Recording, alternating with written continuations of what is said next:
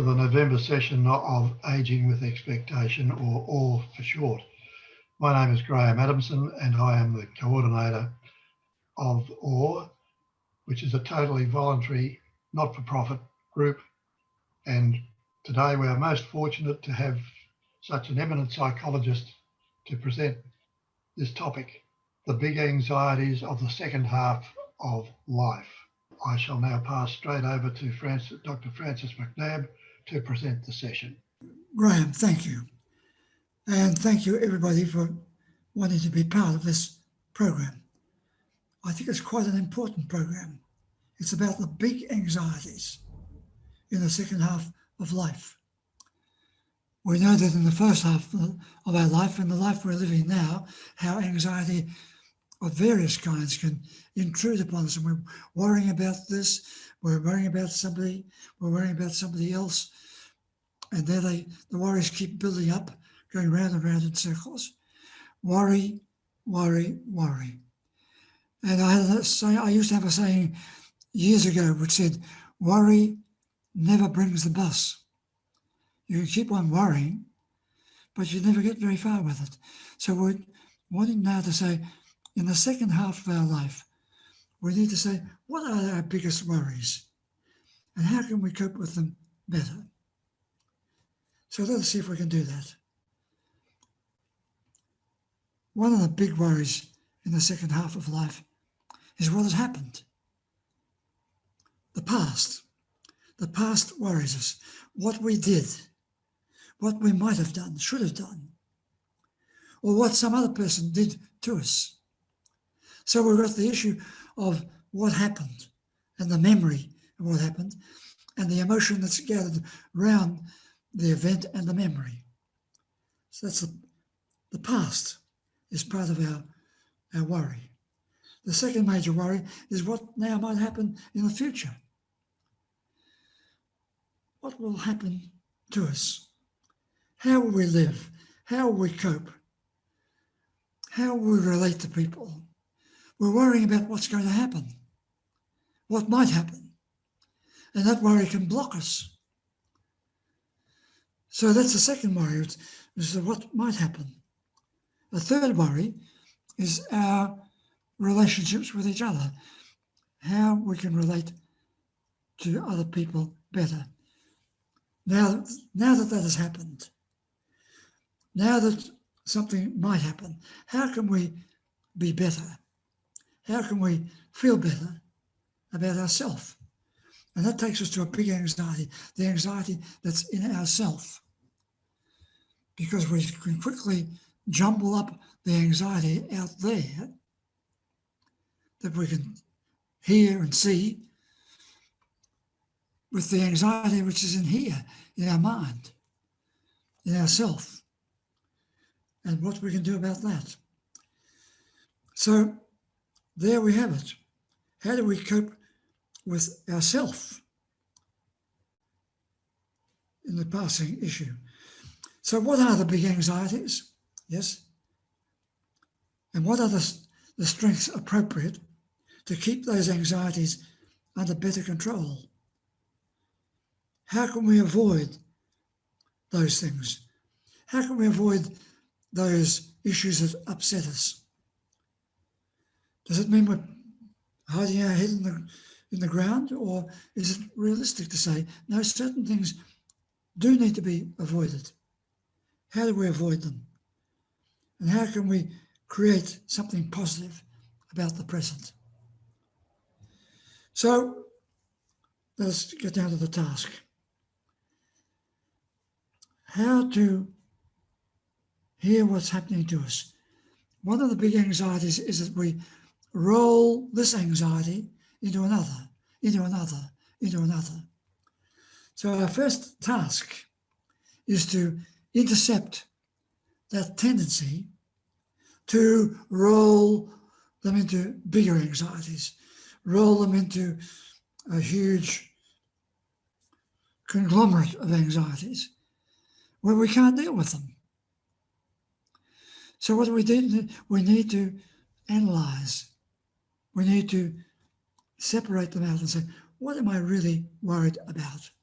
What are what is going on here? What are the specific issues? And we find, although it's about what I did in the past, what I think I did in the past, or what I fear I might do in the future. So past and future get jumbled up quite a bit.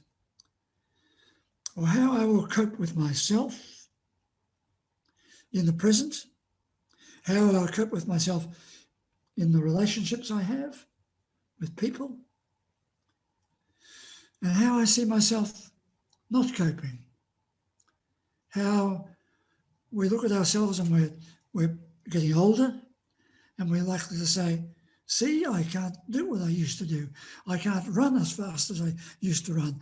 I can't think as quickly as I used to think. And so we then give ourselves some fairly negative self-appraisals about ourselves. I can't do this anymore, we say, and that's the way it happens. So we need to stop a minute and say, yes, I can do this. How can I stop giving myself a negative and saying, what is it that I need to do right now? Is it appropriate to avoid certain things? Yes, it is. Some things need to be avoided. Some things we need to go around them. We need to leave them behind. We need to practice leaving some things behind. Is that easy? No, it's not easy, but practice helps a bit, so long as we know, yes, I have to leave that behind. That's enough of that. Let me move on. So I'm going to stop here for a moment and ask Graham. Graham, can you come in and talk with me? A question that has come in. I have always been like this. How can I realistically be different? Oh yes, that's very common for most of us. This is how I've always been. So when you're asking me to do something very different, how can I do that? Well, let's start with a simple thing for a start. Would you give yourself permission? Give yourself permission to do something different. Can we do that? Yes, we can. We can say, well, now, how can I now do something different? Can I do that? Graham, what would you say to that? That, I think, would be quite helpful. The point of the thing is to try and decide what is the something different that we need to do. Well, there's something different. I need to think about myself differently, number one. If I keep saying, see, I'm a worrier, I've always been a worrier, you're giving yourself a very clear definition of yourself. And you want to fulfill that. We're wanting to cut across that and say, what I've been in the past, I'd like to be different now. How can I be different? I'm going to give myself a different message and say, I'm going to create something quite different for myself. Currently, one of the great anxieties that I've noticed amongst other people is the effect of the coronavirus pandemic on them and their thinking. The lockdown that we have experienced here in Melbourne and has made quite a number of people very anxious about actually restarting their lives and going outside around the house. It's almost as though they have a bit of agoraphobia. Have you got some advice for them? Yes, I understand that. In fact, one of the big things about people going on the news, on television, I want to say to them, stop talking about it all the time. Stop going back over it and making us focus on it. How can we change that focus? Because by focusing on it and say, oh, it's terrible, isn't it? We're telling ourselves that's our burden, that's our problem. And I want to shout at people and say, for goodness sake, stop talking about the virus and let's talk about how we can live differently. Is that possible? I think so. Another area that is always, I think, a concern Whether it's correctly in your field or not, I don't know, but I'll throw it in anyway. And that is people have a number of financial concerns. They get concerned about the state of the stock market, or they're on a fixed income and prices are seem to be continually spiraling, and they start worrying considerably about their ability to be able to afford to live. Have you got some little panacea for them? That's a very important question, I think. The issue is worrying about it will not give me more money in the bank. Worrying about it will not solve that problem. We'll really say, what is the real problem? Is it really a problem that I don't have enough money? Supposing we say, yes, that's right, I haven't got enough money to get by. So what will I do about that? Well, there are several things we could do about it. Of course, you can go and take it from somebody else. We can go and borrow it from somebody else. We can get money from working harder for it, but they might be unrealistic. So we're going to say, there are some things I can't do anything about them. And by worrying about them, I make it worse. So of all the things I can do this. I can say, look, worrying will not help me in this money problem. If I have a money problem, can I do anything about it? No. Well, then let it be.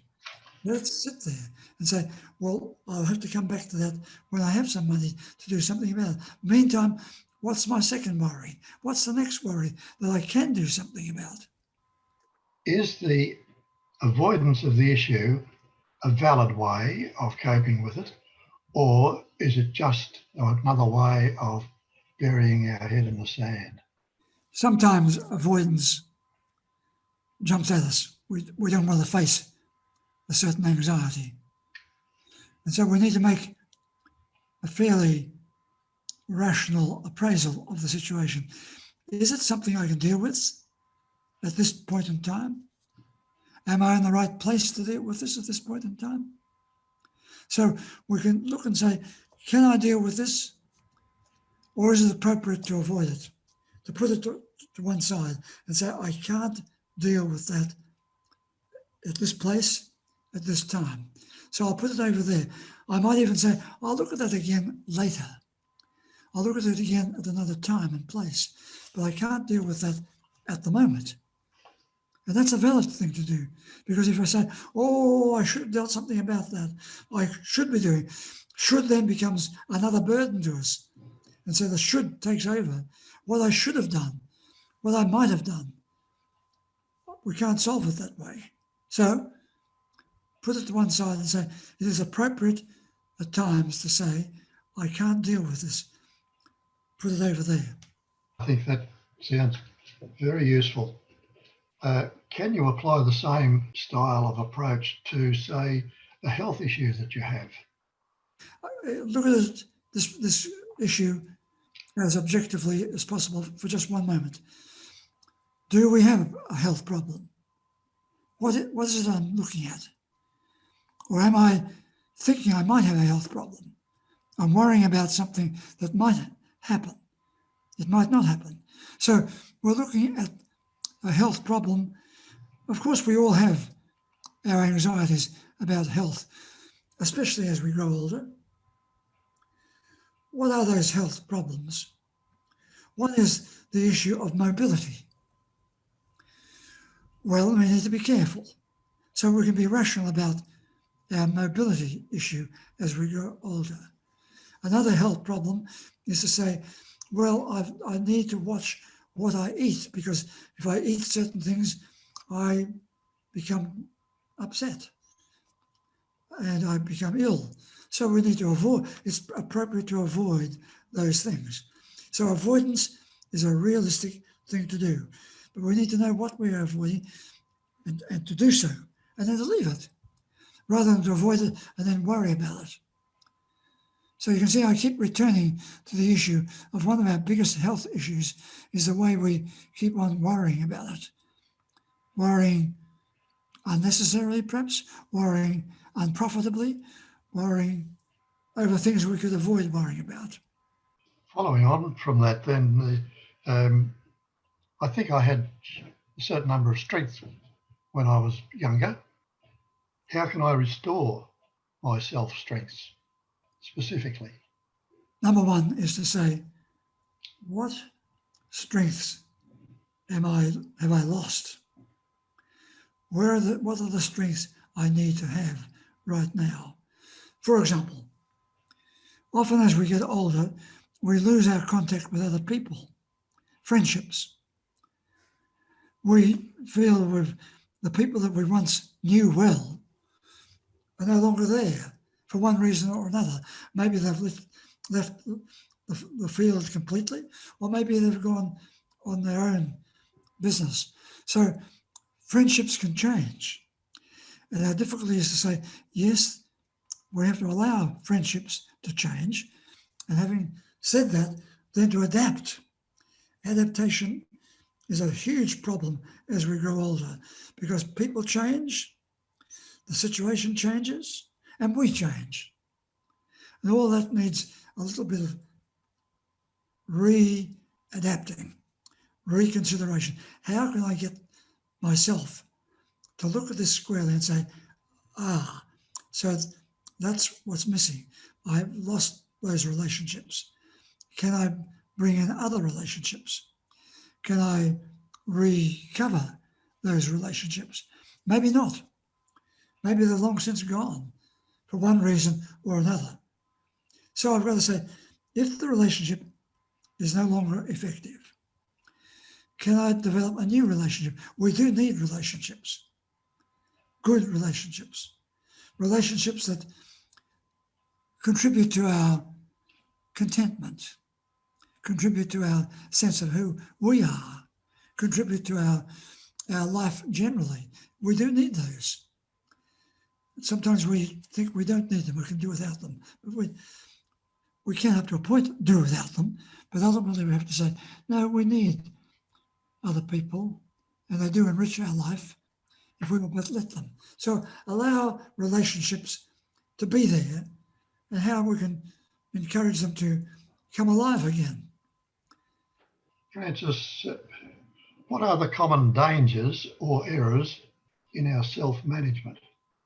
One of them I've dealt with, of course, is the danger of running one anxiety into another, of adding. We have to acknowledge that that's always a possibility, that anxiety seems to like having friends, likes to go around collecting, likes to go on adding.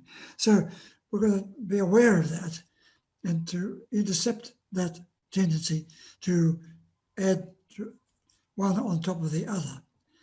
Another danger is that we undermine ourselves and say, I can't do that. I'm not good at that. I've lost it. I'm losing it. And so we tend to undermine our self-confidence.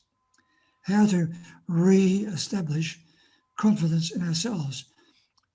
How do we do that? Stop for a moment and say, just a moment. I've been able to do this in the past.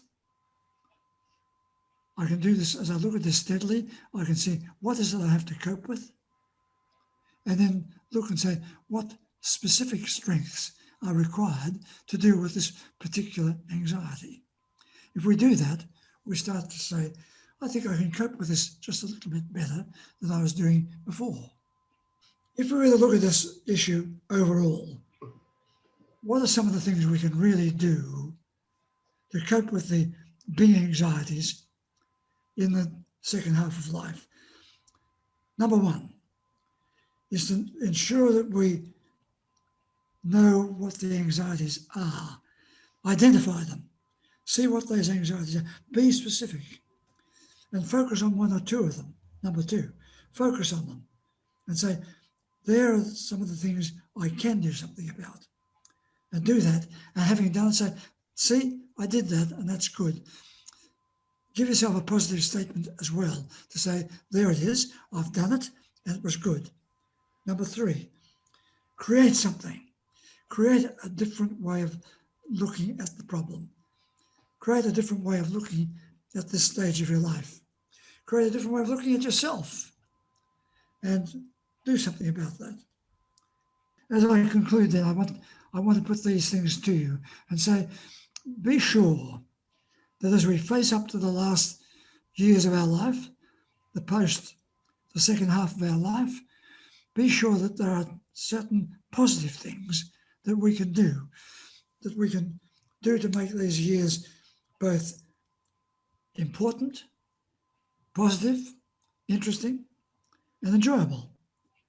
So prevent yourself getting into those tussles where the big anxieties become bigger. Intercept them. Be specific. Secondly, be specific to say, what is it that I'm worrying about? What is the big anxiety that worries me most? Focus on it and then put it to one side. Leave it. Leave it. Identify the relevant things of your strengths at this stage and say, here's what I've done in the past, here's what I can do in the present, and I'm going to feel good about that. Create something that's good. So I think if we can do that, we'll have a better way of coping. The second half of life is difficult, can be difficult, but we've got to turn it around and say, how can I make it positive? How can I make it enjoyable? How can I make it helpful? How can I make it good for other people? All together, roll all of those things together and keep those in front of you. Then perhaps these years will be good. I hope so. Goodbye. Thank you, Francis. You've given us quite a lot of food for thought.